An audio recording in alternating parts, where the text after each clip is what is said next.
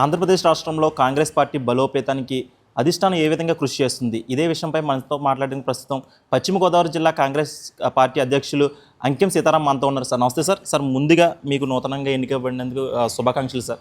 Sir చూసుకుంటే జిల్లా వ్యాప్తంగా అసలు పార్టీని బలోపేతం చేసే విధంగా ఎటువంటి నిర్ణయాలు తీసుకోబోతున్నారు?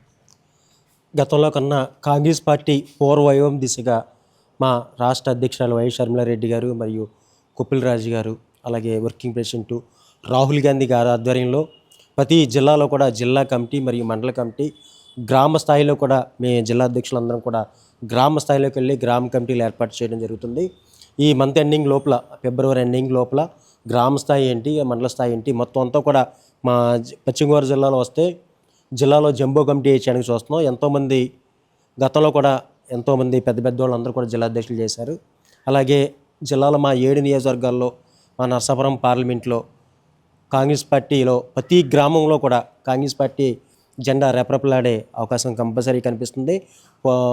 మా కార్యకర్తలందరినీ కూడా, అలాగే మా సీనియర్ నాయకులు కన్మూరి బాపరాజు గారు ఉన్నారు, కేబీఆర్ నాయుడు గారు ఉన్నారు, అలాగే మా పార్లమెంట్ నియోజకవర్గంలో ఉన్న కోఆర్డినేటర్లు అందరూ కూడా కలుపుకొని నియోజకవర్గంలో నిండి, అలాగే మా జిల్లాలో పశ్చిమ గోదావరి జిల్లాలో కాంగ్రెస్ పార్టీ ప్రతి గ్రామంలో కూడా ఎంపీటీసీ ఏంటి, జెడ్పీటీసీ ఎలక్షన్లో ఏంటి, రాబోయే సర్పంచ్ ఏంటి, భీమవరం టౌన్ ఉంది, భీమవరం టౌన్లో మున్సిపల్ ఎలక్షన్, అలాగే తణుకు, నర్సాపురం, పాలకొల్లో ప్రతి గ్రామంలోనంటే మా కాంగ్రెస్ పార్టీ కార్యకర్తలు అందరితోటి కాంగ్రెస్ పార్టీ జెండా రెపరెపలాడే అవకాశం కంపల్సరీ ఉందండి.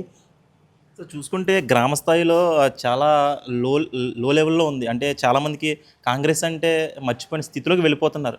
మరి అంటే దాని కారణాలు ఏమై ఉండొచ్చు? అంటే గతంలో జిల్లా అధ్యక్షులు లోటై ఉండొచ్చా, లేకపోతే ఏంటి? మరి రాబోయే రోజుల్లో మరి ప్రతి గ్రామం నుండి ముఖ్యంగా మనకు కావాల్సింది గ్రామ స్థాయి. గ్రామ స్థాయిలో పార్టీని బలోపేతం చేస్తేనే మన పార్టీ ఏంటనేది ప్రజలకు తెలుస్తుంది. అదేవిధంగా ఓటింగ్ కూడా పెరిగే అవకాశాలు కూడా చాలా ఉన్నాయి. మరి దీనికి తగ్గట్టుగా మరి ఎటువంటి చర్యలు తీసుకోబోతున్నారు?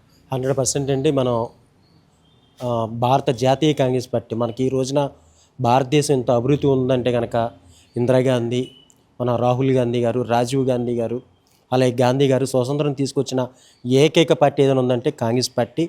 ఒక పెద్ద పెద్ద పార్టీల్లో కొన్ని లోటుపాట్లు జరుగుతూ ఉంటాయి. అలాగే గతంలో కొంచెం ఇబ్బంది పడటం అది వాస్తవమే. ఆ ఇబ్బందిని ఈ రోజున తొలగించి ప్రతి గ్రామంలో కూడా, ప్రతి గ్రామం వెళ్తాం, గ్రామంలో కూడా ప్రతి గ్రామంలో కాంగ్రెస్ పార్టీ కార్యకర్తలు ఏంటి ఎంతోమంది మేము వెళ్ళండి, అయ్యి బాబు మా కాంగ్రెస్ వాళ్ళు వచ్చారు, మా కాంగ్రెస్ వాళ్ళు వచ్చారని చెప్పి చాలా అందరూ ఉత్సాహంగా మాకు ఎదురు స్వాగతం పలుకుతున్నారు. అదేవిధంగా ఇప్పటి నుంచి ప్రతిష్ఠ చేసి కాంగ్రెస్ పార్టీ రాబోయే రోజుల్లో రాహుల్ గాంధీ గారిని ప్రధాని చేసే బాధ్యత మా కాంగ్రెస్ పార్టీ తీసుకుంది. మా కాంగ్రెస్ పార్టీ ఆధ్వర్యంలో కంపల్సరీ రాబోయే 2029 ఎన్నికల్లో రాహుల్ గాంధీకి ప్రధాని, రాష్ట్రంలోనూ కేంద్రంలోనూ కూడా కాంగ్రెస్ పార్టీ అధికారంలోకి వస్తుందని చెప్పి మేము తెలియజేస్తున్నాం. సో చూసుకుంటే ఈ మధ్యన ఒక ట్రెండ్ నడుస్తుంది. అంటే ఏదన్నా ఎలక్షన్లు వస్తే పాదయాత్ర చేస్తే మేము అధికారంలోకి వచ్చేస్తాం అన్న పాయింట్ మీద నడుస్తుంది. మరి ఇప్పుడు 2029లో మరి మీ అధ్యక్షురాలు గారు ఏమన్నా పాదయాత్ర చేసే అవకాశాలు ఏమైనా ఉన్నాయంటారు? కంపల్సరీ అండి. కంపల్సరీ పాదయాత్ర షర్మిలారెడ్డి గారు చెప్పారు. పాదయాత్ర చేసే అవకాశం వస్తే ఫస్ట్ నేనే ఉంటానని చెప్పి ఆవిడ అందరికీ, మా కార్యకర్తలందరికీ కూడా చెప్పడం జరిగింది. ప్రజలందరూ కూడా గమనిస్తున్నారు. గతంలో ఒక అతను పాదయాత్ర చేశారు, వాళ్ళకి అవకాశం ఇస్తే మన రాష్ట్రం ఎలా అయిందో అందరూ చూశారు. వీళ్ళందరూ పాదయాత్రలు ఎలా ఉన్నా ఆంధ్రప్రదేశ్కి కంపల్సరీ పూర్వవైభవం రావాలంటే కాంగ్రెస్ పార్టీ కేంద్రంలో అధికారంలోకి రావాలి.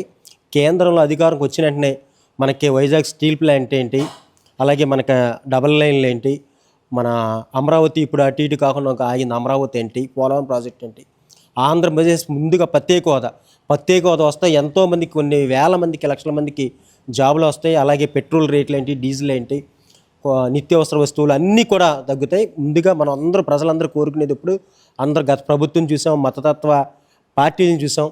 అన్ని వర్గాలని ఆదుకునే పార్టీ ఏకైక పార్టీ కాంగ్రెస్ పార్టీ. అన్ని మతాలని గౌరవించే పార్టీ ఏకైక party Congress party. Congress party ప్రజలందరూ కూడా కోరుకున్నారు. కంపల్సరీ ఈసారి మనం కాంగ్రెస్ పార్టీని అధికారంలోకి తీసుకురావాలని చెప్పి కోరుకుంటున్నారు. అందరూ కూడా ఈసారి కంపల్సరీ కాంగ్రెస్ పార్టీ అధికారం చేపడుతుంది. సరే, ఇప్పుడు చూసుకుంటే రాజకీయ పార్టీలు ఎక్కువైపోవడం వల్ల ఒక పార్టీని ఎదుర్కొనడానికి కొన్ని పార్టీలు కలగట్టుగా కలిపి వస్తున్నాయి. మరి ఆ పాయింట్ ఆఫ్ వ్యూలో మీరు 2029లో ఏమైనా ఏదైనా పార్టీతో కలిసే ఆలోచన ఏమైనా ఉందంటారు? కంపల్సరీ అండి. కాంగ్రెస్ పార్టీ మా దేశ నాయకులు ఉన్నారు, రాహుల్ గాంధీ గారు ఉన్నారు, ఇక్కడ షర్మిలా గారు ఉన్నారు.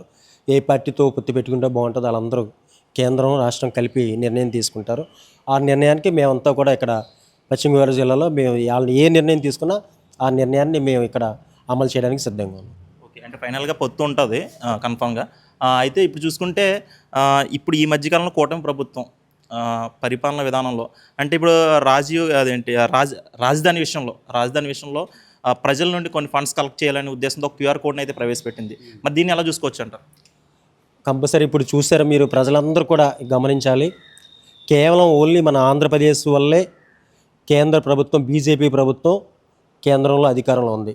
ఓన్లీ ఒక 20 ఎంపీలు ఎగ్జాంపుల్ తేడాతోటి రాష్ట్రంలో కేంద్రంలో కాంగ్రెస్ పార్టీ కూటమి అధికారం కోల్పోయింది. అలాంటిది మన చంద్రబాబు నాయుడు గారి ఆధ్వర్యంలోనే ఎన్నో వేల కోట్లు, లక్ష కోట్లు తీసుకొచ్చి మన ఆంధ్రప్రదేశ్ అభివృద్ధి చేసే ఈ అవకాశం, మంచి అవకాశం ఉంది ఆయనకి. ఈ అవకాశాన్ని ఉపయోగించుకోకుండా మరి అందరి దగ్గర ఫండ్ కలెక్ట్ చేయటం ఇదంతా మరి సరైన విధానం కాదని చెప్పి ప్రజలందరూ కూడా అనుకుంటున్నారు. అలాగే ఈ అమరావతి అవ్వాలన్నా కంపల్సరీకి మనకి రాష్ట్రంలో మరి మంచి అవకాశం ఉంది, ఆయన ఉపయోగించుకోవట్లేదు. ఈసారి కంపల్సరీ కేంద్రంలో 2029లో కాంగ్రెస్ గవర్నమెంట్ వస్తుంది. మనకు అమరావతి ఏంటి, ఈ మన మెట్రో కూడా తీసుకొచ్చే బాధ్యత మా కాంగ్రెస్ గవర్నమెంట్ది. ఇప్పుడు చూసుకుంటే సార్, ఇప్పుడు ఆంధ్రప్రదేశ్ రాష్ట్రంలో రాజకీయాలు రోజు రోజుకి మార్పులు చెందుతున్నాయి. చూసుకుంటే ప్రజలు కూడా భయభ్రాంతులకు గురవుతున్నారు మొత్తం. అంటే ఏదైనా ఒక సమస్య ఉంటే ప్రజా సమస్యల మీద కాకుండా వ్యక్తిగతమైన విమర్శలకు కూడా దారితీస్తున్నాయి ఇప్పుడు ఈ మధ్యన రాజకీయాలు చూసుకుంటే. మరి మీ పార్టీ తరఫు నుండి ఎలా మరి ఇటువంటి గొడవలకు కానీ ప్రజలకు ఎటువంటి మెసేజ్ ఇవ్వబోతున్నారు దీన్ని?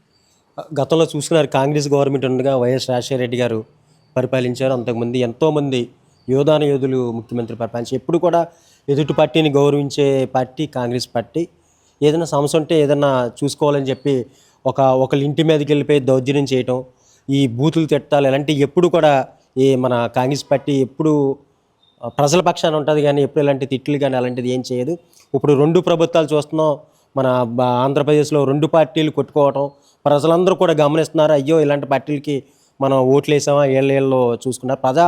ఎన్నో ప్రజా ఇబ్బందులు, ప్రజా సమస్యలు, ఎంతోమంది సమస్యలతో కొట్టాడుతుంటే వీళ్ళేమో ప్రజా సమస్యలు వదిలేసి ఇలాగా ఒకళ్ళ మీద ఒకళ్ళు దాడి చేసుకోవటం ఇది సరైన పద్ధతి కాదని చెప్పి ప్రజలందరూ కూడా అనుకుంటున్నారు.